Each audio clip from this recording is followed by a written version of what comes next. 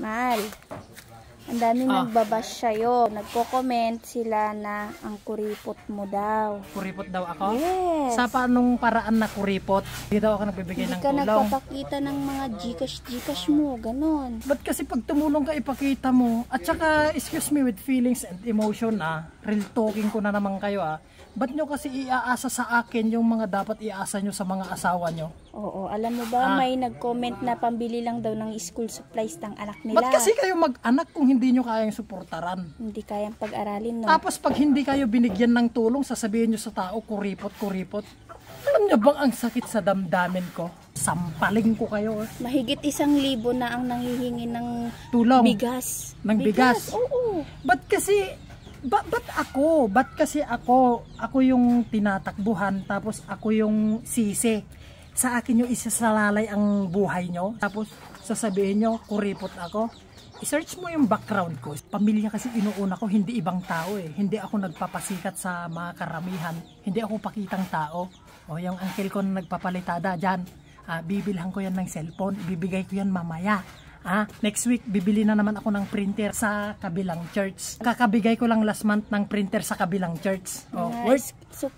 Supplies, pan paper, Crayola. Ang dami kong natulungang bata. Tapos sasabihin nyo sa akin ngayon, kuripot. Kilala nyo ba ako? Tapos yung pamilya ko, yung asawa ko, yung 2 anak ko. Binilhan ko ng bahay. Binilhan ko ng lupa. Binilhan ko lahat-lahat. Tapos sasabihin nyo akong kuripot. Hindi naman para sa akin yung mga binibili ko, para sa pamilya ko, hindi para sa inyo. Mga talaga si pating kayo kumatik. Sabi dito sa kanila daw nang gagaling yung sahod mo. Sa kanila nang gagaling? Ilan ba yung nagbash? Di ba sa 700,000 na followers ko, sasampu lang yung nagbash? You're free to leave my page. Hindi yung sa akin galing, sa'yo nang galing yung bash. Sa'yo nang galing yung sama ng loob. Hindi naman napipili kung saan mapupunta itong video ni Katuro Kaya para lang sa kanya, i-block niyo siya. Para lang sa masaya, para lang sa mga nakakaintindi, para lang sa mga sumusubaybay. Tsaka para lang sa mga taong nakaka-appreciate sa akin. Hindi pa kita followers, nang hihingi ka na ng tulong, tapos pag hindi ka nabigyan ng tulong, i-comment mo na kuripot ako.